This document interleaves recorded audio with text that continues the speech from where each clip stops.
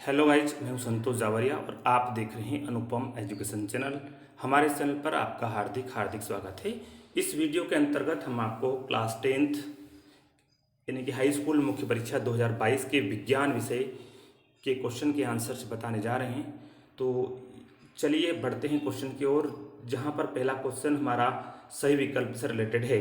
यहाँ पर पूछा गया है, लोह चूर्ण पर तनु हाइड्रोक्लोरिक अम्ल डालने से क्या होता है। तो लोहे पर तनु हाइड्रोक्लोरिक अम्ल डालने से फर्स्ट वाली रिएक्शन होती है हाइड्रोजन गैस और आयरन क्लोराइड बनता है। हाइड्रोजन गैस बनती है और आयरन क्लोराइड बनता है। इसके बाद अगला क्वेश्चन है, सबसे अधिक क्रियाशील धातु कौन सी है। तो सबसे अधिक क्रियाशील धातु है सोडियम। सोडियम क्या है, अत्यंत क्रियाशील धातु है। और मुकुल द्वारा अलैंगिक जनन किस में होता है। तो ये मुकुल द्वारा अलैंगिक जनन निजिष्ट में होता है। निम्नलिखित में से कौन मानव के मादा जनन तंत्र का भाग नहीं है। तो मानव का मादा जनन तंत्र का भाग जो शुक्रवाहिका नहीं है। और उसके बाद में अगला है, लेंस की क्षमता का एसआई मात्रक क्या होता है। तो ये डाईऑप्टर होता है, जिसे कैपिटल डी से भी इंडिकेट करते हैं। मानव नेत्र के जिस भाग पर किसी वस्तु का प्रतिबिंब बनता है उसे दृष्टिपटल यानी कि रेटिना कहते हैं। उसके बाद में अभिनेत्र लेंस की फोकस दूरी में परिवर्तन किया जा सकता है। तो पक्षांभी द्वारा, इसके द्वारा लेंस मानव नेत्र का लेंस पतला और मोटा होता है, जिसके कारण फोकस दूरी में परिवर्तन किया जा सकता है। जीवाश्म ईंधन है तो कोयला एवं पेट्रोलियम, ये जीवाश्म ईंधन है क्योंकि ये पृथ्वी के अंदर इनका भंडार है, जो लाखों वर्ष पहले जीव जंतु के पृथ्वी के अंदर दबने से बने थे। इसके बाद अगला क्वेश्चन हमारा आता है, न्यूलैंड ने सिद्धांत दिया था। कौन सा सिद्धांत दिया था। न्यूलैंड ने अष्टक सिद्धांत दिया था। न्यूलैंड का अष्टक सिद्धांत ये कहता है कि आवर्त सारणी में प्रत्येक तत्व को इस प्रकार से जमाया गया है कि पहले तत्व का संबंध अपने आठवें तत्व से गुणों में समानता रखता है। मछली के हृदय में केवल दो भाग होते हैं या दो कोष्ठ होते हैं। हरे पौधे अपना स्वयं बनाते हैं, तो प्रकाश संश्लेषण की प्रक्रिया द्वारा भोजन स्वयं बनाते हैं। वायवीय श्वसन की उपस्थिति होती है तो ऑक्सीजन की उपस्थिति में होती है। क्रियाएं मेडुल द्वारा नियंत्रित होती है, तो अनैच्छिक क्रियाएं, यहाँ क्या लिखेंगे, अनैच्छिक क्रियाएं। अनैच्छिक क्रियाएं जो हैं वो मेडुला द्वारा नियंत्रित होती है। और नर युग्म या मादा युग्म का संलयन क्या कहलाता है, निषेचन, इसे फर्टिलाइजेशन बोलते हैं, निषेचन। उसके बाद में विद्युत धारा का एसआई मात्रक जो होता है वो एम्पियर होता है। अगला है, में ऊर्जा का प्रवाह एक दिशा में होता है। तो पारितंत्र में, पारितंत्र मीन्स इकोसिस्टम है, उसमें ऊर्जा का प्रवाह हमेशा एक ही दिशा में होता है। अगले क्वेश्चन की ओर चलते हैं, साधारण नमक का सूत्र क्या है। तो साधारण नमक का सूत्र आपको यहाँ पर हम बताते हैं NaCl। अगला जो है मिश्र धातु है। तो मिश्र धातु जो हमारा होगा, मिश्र धातु यहाँ पर हम आपको बताते हैं, मिश्र धातु कांसा है जो लास्ट में दिया गया है। चलिए मैं बताता हूँ आपको मिश्र धातु यहाँ पर कांसा। फिलहाल मैंने आयोडीन अधातु तत्व छोड़ दिया है। इन सबको बताने के बाद इसको हम जो बचता है उसे देख लेते हैं। तो आयोडीन का संबंध, सॉरी, साधारण सूत्र का सूत्र हो गया NaCl, साधारण नमक का मिश्र धातु हो गया कांसा। उसके बाद पलकों का झपकना कौन सी प्रक्रिया है। तो एक प्रतिवर्ती क्रिया है। उसके बाद में हाइड्रा में प्रजनन होता है मुकुलन द्वारा। अनुवांशिकी पदार्थ तो वो कौन सा है, DNA। और चुंबकीय क्षेत्र की तीव्रता का मात्रक जो होता है वो आरस्टेड है। और चुंबकीय पदार्थ ये लोहा है। अब जो हमारा बचता है, यहाँ बचता है सोना। तो आपको आयोडीन का संबंध किससे कर देना है, जो एकमात्र तत्व बचता है सोना, उससे आपको कर देना है। अगले क्वेश्चन की ओर चलते हैं। अगला क्वेश्चन इस तरह से है, यहाँ पर है, अम्लीय विलयन के pH का मान कितना होता है, 7 से कम। और 2 या 2 से अधिक धातुओं का सममांग मिश्रण क्या कहलाता है, मिश्र धातु। उससे अगला क्वेश्चन है, दो तंत्रिका कोशिकाओं के मध्य खाली स्थान को क्या कहते हैं, सिनैप्स कहते हैं।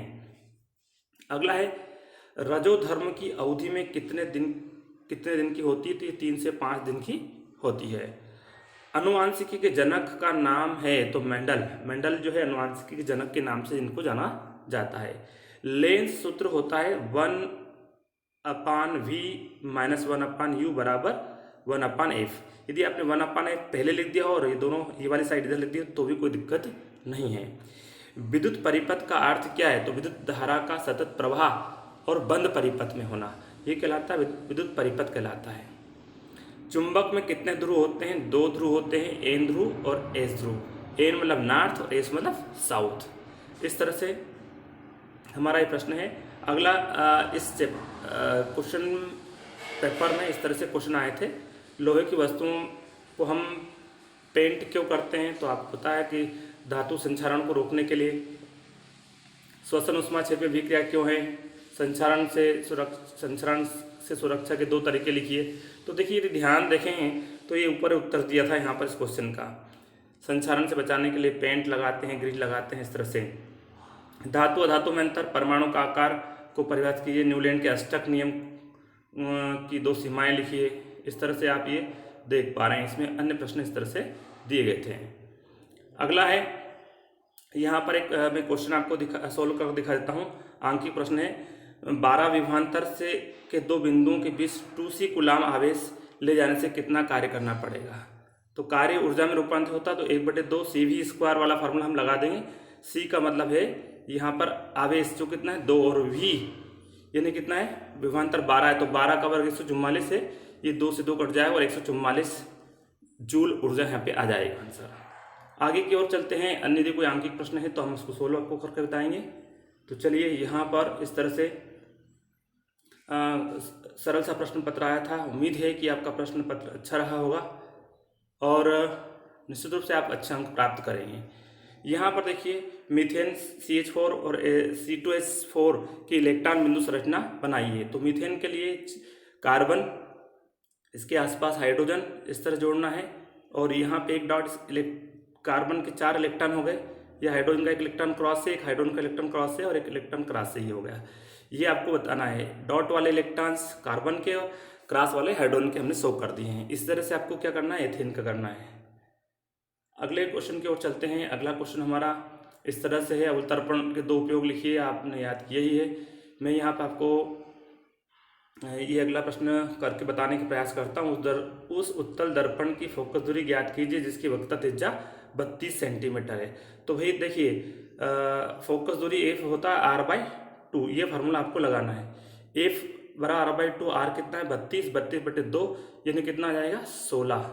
तो यहाँ पर आपका जो है वो f क्या हो जाएगा, f पूछा गया, तो f आपका आ गया 16 सेंटीमीटर। चलिए अगला क्वेश्चन है, एक गोली दर्पण की वक्रता त्रिज्या 20 सेंटीमीटर, इसकी फोकस दूरी क्या होगी? तो बिल्कुल सेम टू सेम ऐसे ही क्वेश्चन था। जो ऊपर था वो दर्पण के लिए था, चाहे वह उत्तल दर्पण हो चाहे गोल दर्पण हो, दोनों में यही सूत्र लगेगा। यहाँ पर ये वक्रता त्रिज्या 20 सेंटीमीटर, फोकस दूरी कितनी होगी? तो फोकस दूरी वापस हम f = क्या लिखते हैं, r/2। r कितना है 20, 20/2 कितना 10, तो ये 10 सेंटीमीटर। फोकस दूरी कितनी आ जाएगी 10 सेंटीमीटर आ जाएगी।